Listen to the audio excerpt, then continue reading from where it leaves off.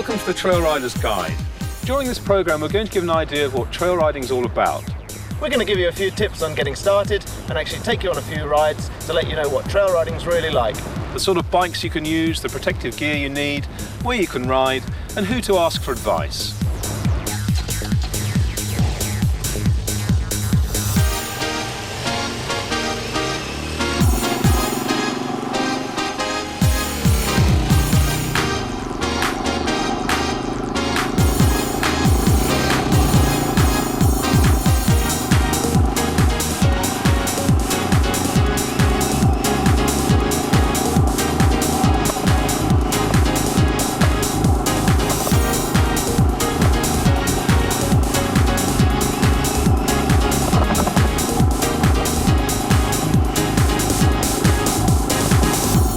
So what is trail riding anyway?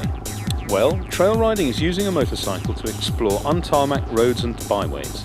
These various different trails are also known as green lanes, though they're often far from green, and they vary enormously from a small path running along the side of a field to a huge wall-lined carriageway that might once have been the main road between two settlements.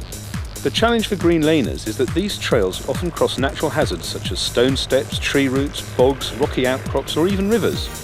And even though they may look like nothing more than an overgrown path, what they all have in common is a right-of-way for vehicles, just like any other public road. In other words, you've just as much right to be riding on them with your trail bike as you have to ride it down the local high street. But that also means that there's the same requirement for your bike to be fully road legal. The beauty of trail riding is that you're not going round and round on the same boring circuit all day, but you're following wherever the trails take you, and that can mean covering up to 150 miles of green lanes in a day. So trail riding is a bit like motorised rambling or mountain biking. So what is a trail bike? Well, obviously a trail bike's built to cope with rough terrain, but first of all it's got to be street legal. So all your lights must work, it must also have a speedometer, a loud horn and a quiet exhaust. Trail bikes are a bit like two-wheeled Land Rovers, and compared to other bikes they have more suspension travel, more knobbly tyres, and more in the way of bash and crash resistance. And of course, they're nice and easy to pick up off the ground when you drop them. New trail bikes range in price from around £1,500 to as much as £9,000 for a monster touring model. This Suzuki DR650 is a good example of a big trail bike and costs around £5,000. Like any big trailer, it's capable of taking you a good distance on the road to get to the trails. But remember, once you get there, it's going to be much more of a handful on the rough stuff than something much lighter like this KTM 400, or the trail rider's favourite, the Suzuki DR350. Both these middleweights offer a reasonable amount of comfort on the road with excellent ability on the trail. They're just about the perfect compromise between weight, power and comfort, and the Suzuki has an electric start which makes it much easier to get going again if you stall in an awkward situation. There's a variety of learner-legal 125cc machines available which are every bit as good as the bigger bikes on the trail. They may not have as much power, but their light weight makes them nice and easy to ride off-road. The KTM LC2 is a good example. It has a 125cc two-stroke engine, restricted to 15 horsepower for learner use, but once you pass your test you can de-restrict it and release a lot of extra power. It's also got an electric start, and it's deliberately been styled to look like its bigger brothers. You don't have to spend a fortune on a bike. You can pick up a second-hand machine for as little as a few £100s. But for something tasty like this Honda CRM 250, it's going to cost you upwards of about £1,500. This is a 250cc two-stroke trail bike with plenty of power, decent suspension and a good low seat height, which is just what you need if you have to put your feet down quickly when you're out on the trail. It's got a lightweight headlight and unusually small indicators which are tucked up out of harm's way, as well as some dinky little pillion footrests should you manage to persuade your other half to ride shotgun. There are plenty of second-hand bikes to choose from, especially if you include grey imports such as this CRM. These are bikes not normally for sale in the UK, but brought in by specialist dealers. The chances are you're going to be eating dirt at least once on any trail ride, so it makes sense to wear a certain minimum amount of protection. That means a decent helmet, boots and gloves, and some specialist riding gear and body armour is also a good idea. This is an example of a good quality off-road helmet. It's well made, comfortable, has built-in chin protection, a detachable peak, and a removable washable lining, and it's nice and light. When you're trying a helmet on for the first time, make sure it fits snugly but comfortably, And most important of all, make sure that you can't pull it off with a strap done up.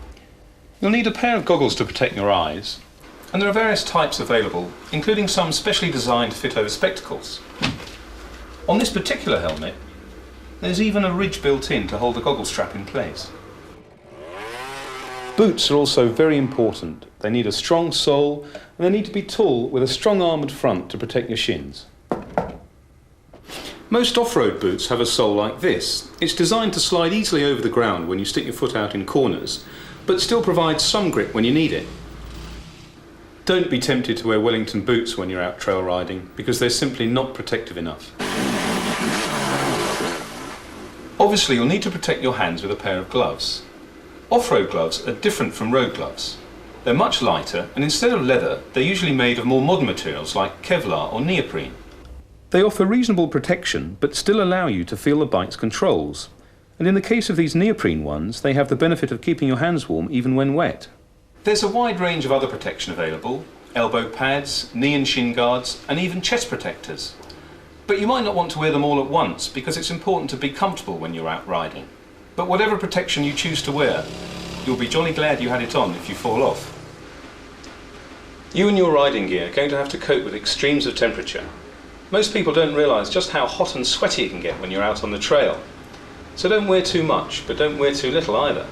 And although you don't have to spend hundreds of pounds on riding gear, it's a good idea to have some proper kit.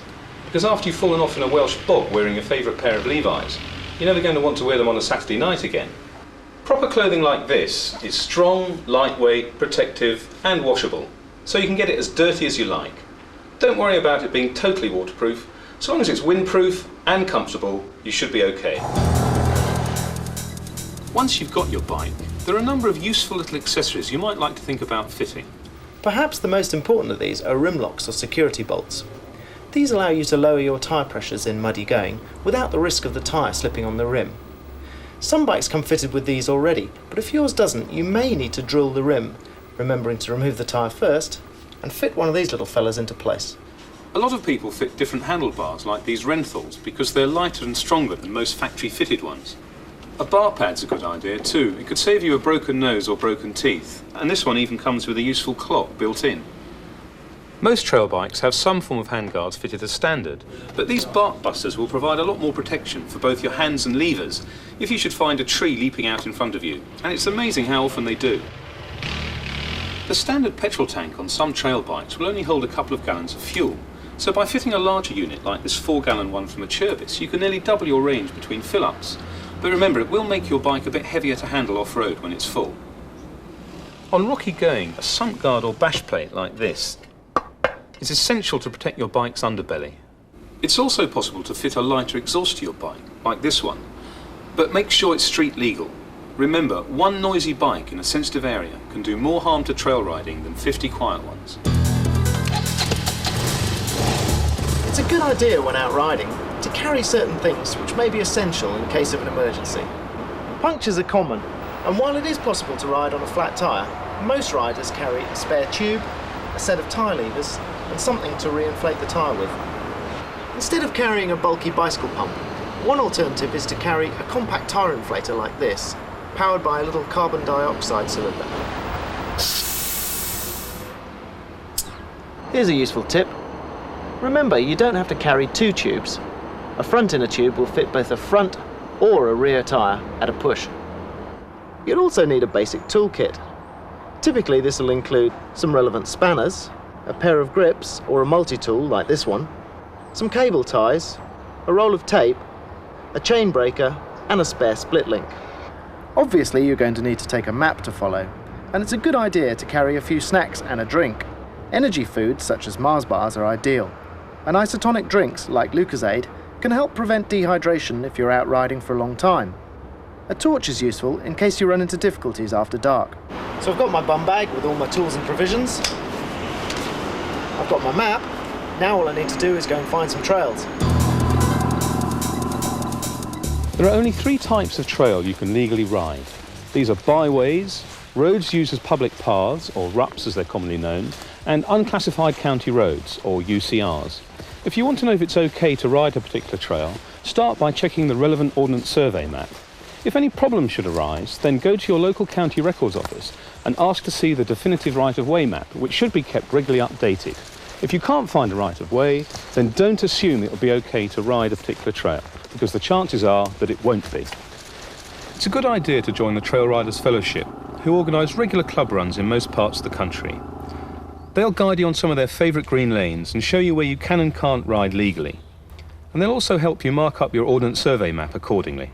The main object is obviously to get out there and to be using the green lanes, but additionally we do research into green lanes and the protecting of them, which is protecting them from encroachment and from overgrowth and undergrowth. In fact, we do a lot of clearance work and this sort of thing. Protecting the interests of our hobby and the furtherance of our hobby, the continuance of it. Having 43 groups spread throughout the country, it gives the opportunity for a member joining in one local group to ride in other areas with like-minded people who will know the area and know the routes that they can legally ride in those areas. Some groups meet as often as twice a week, some as often as once a week, but most groups meet about once a month. One of the things we do stress, we have a voluntary maximum speed limit of 25 miles an hour, but all the rest is to do with respect for other users, horse users. We would normally switch off engines if we meet horses to minimise the disturbance to the horses. We're very careful with stock. We're obviously make sure that gates that we have to open are closed behind us. Basically, whatever area you live, there would be a TRF group within your area. The Trail Riders Fellowship is the governing body of trail riding in Great Britain. The TRF is a national, voluntary and non-competitive body formed to preserve our heritage of green lanes and motorcyclists' right to use them. LARA is the Motoring Organisation's Land Access and Recreation Association, and it's an umbrella grouping which represents all the many different organisations and sporting bodies which have an interest in maintaining vehicular rights in the countryside. The Trail Bike Enduro Club is a national organisation which runs competitive events all over the country which are specially designed to be rideable on a standard trail bike. Trail Bike magazine is the only publication on general sale specifically aimed at all aspects of trail and enduro bikes, trail riding, raids and rallies. If you're new to trail riding, then you might like to book yourself onto a course at one of the specialist training centres such as the Yamaha Off-Road School in Wales, run by 10 times British Enduro champion Geraint Jones. There you'll learn some basic off-road skills while being guided through a beautiful and spectacular part of the country. The off-road experience came about because we used to run, or always have run, advanced enduro schools. And we had a lot of road-type riders coming along wanting to have a go at off-road. And we found that the advanced school was basically too difficult for them. So we felt there was a need to have a bridging gap. So we thought we need some form of introduction to off-roading, really, and that's how the off-road experience came about. We start the day off, people usually turn up about 9:30, 10 o'clock in their cars. We then get them signed on, kitted up, and usually leave the yard by about 10:30. Usually go to a field to start off with, a nice field very similar to the one we're on now. Just to make sure that everybody's in control of the bike and just to get everyone going. And then we progressively get more difficult as the day goes on. As the group come along and they become more capable, we use more difficult terrain. It'll vary at every school really, because it always depends on how good the group is. But we usually spend a couple of hours out in the morning to start off with, very much a learning part of the day. We then come back to the yard and have a bite to eat, fuel the bikes, straighten them. And then in the afternoon we go on to more difficult terrain out through the woods and onto the moors. We spend a couple of hours out on the moors. We have a brief encounter with a motocross track, and then it's a long trail ride back. We're out between 4 and 5 hours really, usually groups of 10 with 2 instructors. We like people to have ridden a motorcycle at some time, but we have had people that have never ridden a bike at all. It is obviously an advantage if they can control a motorcycle to start off with. It can be a little bit of a problem having sort of total beginners and some maybe that have done some off-roading. But we mostly cope because there are usually 2 instructors out with each group. So if you've got a couple who are really struggling, one can take them one side and give them some extra tuition whilst the people that are coping quite well, can just keep zapping around the various loops. We usually try and get them much more relaxed on the bike. The problem we find that a lot of the people who come along are used to riding road bikes, where you sit down all the while, very comfortable. We get great difficulty in getting them to stand up and feel comfortable standing up. The problem is, on an off-road bike, you're stood up probably 80-90% of the time. So to try and get them into a decent stance so that they feel comfortable and they can cope with and not get too tired really is quite difficult. The type of terrain we ride on in an off-road experience usually, as I say, starts off with fields, but then we go into woods and slopes, uphill and downhill and across cambers. We find quite a problem to most people. So we try to sort of focus on the hills and the slopes and what have you. We also ride on some mud and roots, and we pretty much try and cover everything if it's at all possible in a day. The bikes we use on the school are mostly Yamaha WR200 Enduro bikes. We have a few DT125 trail bikes and the TTR 254 stroke. And then, as I said before, we have RT100s. They're really small for complete beginners and novices and youngsters. And we've got YZ250s, YZ125s. So if we get someone who's really capable, they can have a spin on an out-and-out competition bike. Anyone can ride the off-road experience, but we like to have people of at least 12 years of age. So they've got to be physically strong enough to hold the bike up. That's the main thing. But we've had youngsters of 12 years of age, and we've had gentlemen of 68 years of age on the school, so they seem to cope quite well. They go away very tired, but they cope okay. You can turn up for an off-road experience in your car. We supply everything, all the clothing, all the kit, protective gear, plus a bite to eat. And basically you can spend 4 or 5 hours on the bike and then drive away and leave all the dirty stuff behind. If you're looking for more of a challenge, you could always try one of the raid weekends, which are beginning to spring up around the UK and mainland Europe. A raid is like an organised trail run using a continuous set of rolling instructions called a road book. Rallies such as the Paris-Dakar use road books for the navigation, and taking part in a raid allows you to try this kind of navigation for yourself without the pressure of a competitive event. With a raid, the route can be designed to be as easy or as technical as the organisers want, with opt-out sections for novice riders to be able to skip the more demanding bits. If you've got the bug and are wondering where you can go from here, remember that trail riding is not just restricted to the UK. There are a number of events held locally, nationally and even internationally in which you can take part on your trail bike. Some of these take the form of a competitive trail ride, and perhaps the best example of this type of event is the Trail Bike Rally. Any trail bike is eligible to enter, and these events are a lot of fun, which is why we've come here to Wales to ride in the annual Havron Rally.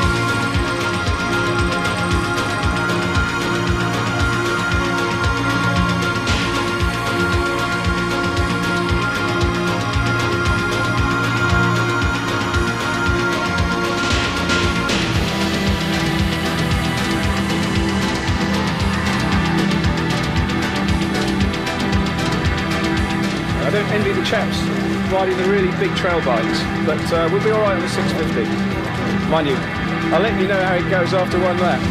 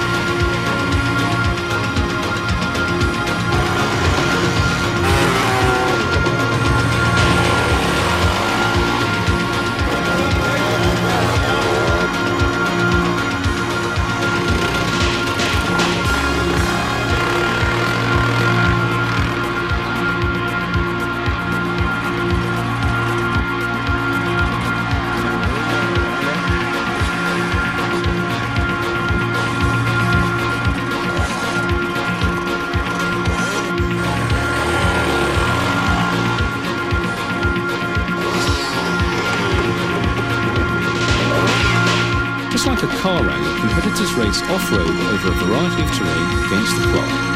In between the competitive stages, there are non-competitive liaison sections which allow you time to get your breath back.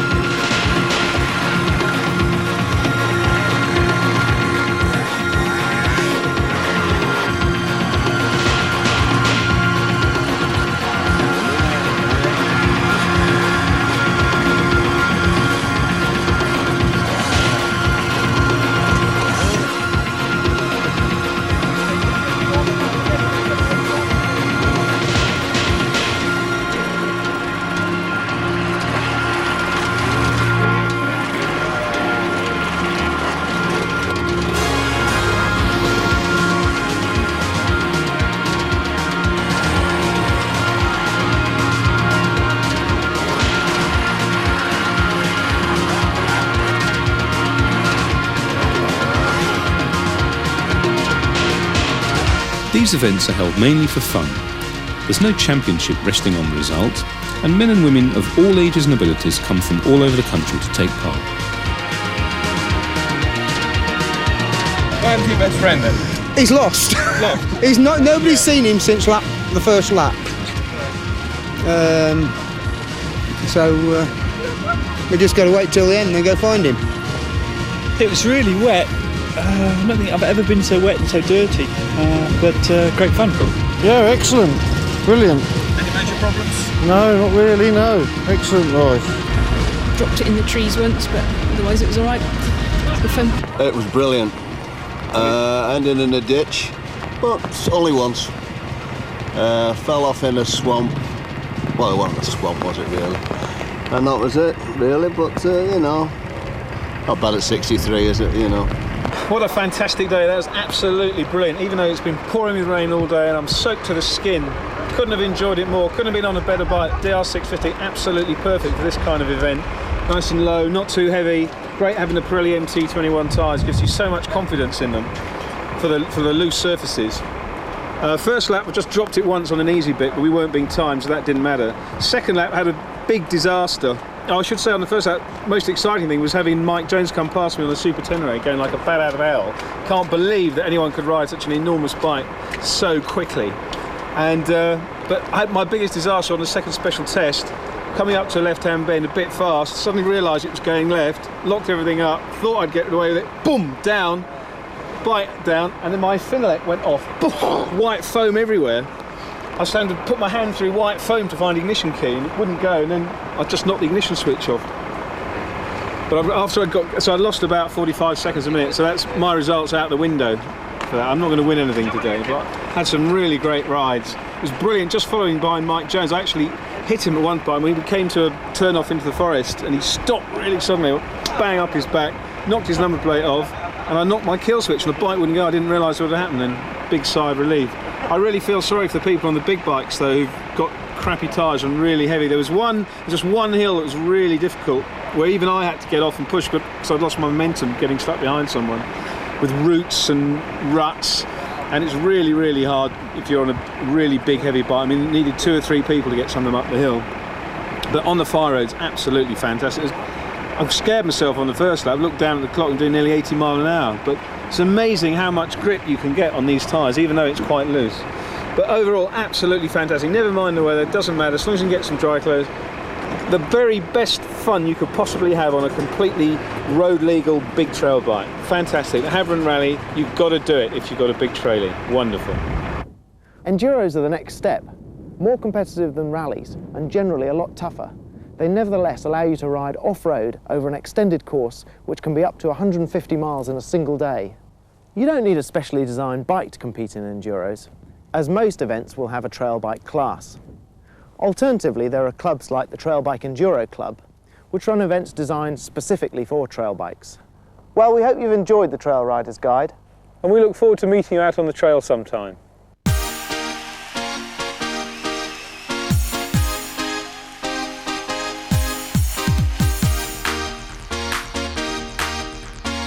This is an example of a... what the f*** This is an example of a good quality off-road helmet. It's well made, comfortable, it's got built-in chin protection, a detachable helmet, and... Detachable helmet? Detachable...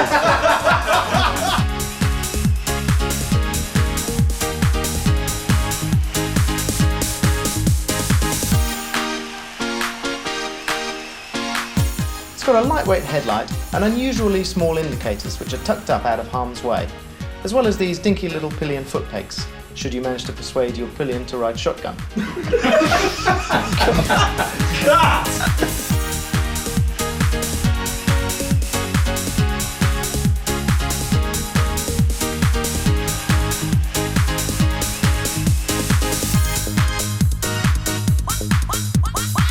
The standard petrol tank on some trail bikes only holds a couple of gallons of fuel, so by fitting a larger 3 or 4 gallon unit like this one from the Churbis, you can double your range between full-ups.